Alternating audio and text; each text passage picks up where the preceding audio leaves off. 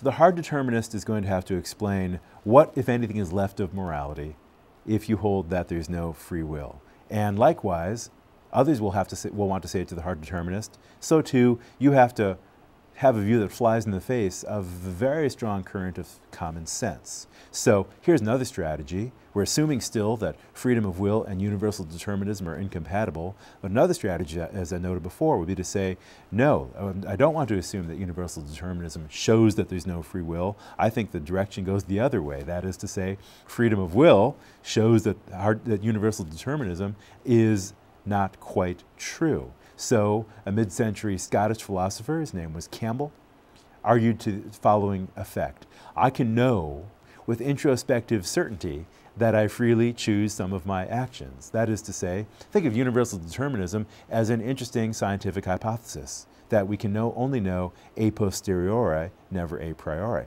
Whereas Campbell will argue, I can know a priori just by introspection, in the way that Descartes can introspect and determine that he exists. Introspect and determine with certainty how things seem to him to be. He can introspect perhaps and find within him an idea of God. Maybe not all of us can do that, but Descartes at least claimed that he could do such a thing.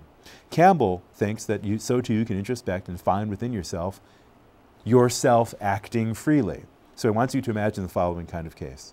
He's willing to grant that many of the actions that we think are free are perhaps not. Perhaps we're more creatures of habit. Nowadays, psychologists would say more creatures of automaticity than common sense tends to acknowledge. But suppose, Campbell writes, suppose that you're in a situation of difficult moral choice. You've got to make a decision. Suppose that you're deciding whether or not, for example, to accept a job that might be very challenging. It might even put you in morally problematic situations. Or perhaps you're deciding whether or not to tell the truth about something or someone that you know, even though the person asked you to keep a secret and you promised that you would. You still feel under a moral obligation to tell others about that secret because you think some harm might be done as a result of your not doing so.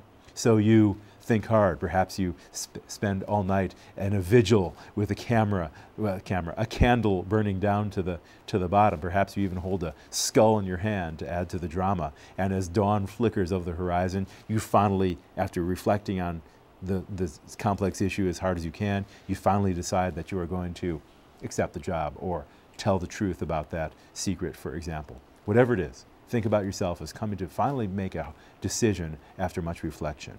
Here's what Campbell writes about that kind of case. Here and here alone, he writes, so far as I can see, in the act of deciding whether to put forth or withhold the moral effort required to, for example, resist temptation or rise to duty, here and here alone is to be found an act which is free in the sense required for moral responsibility, an act of which the self is sole author, and of which it is true to say that it could be otherwise, I could have done otherwise. Campbell's idea is the following.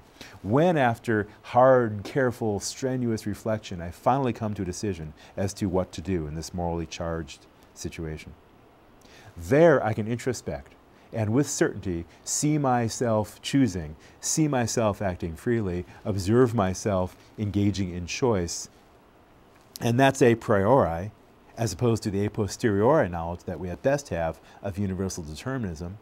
And as a result, I can know, in a way that trumps any claims of determinism, that I'm acting freely.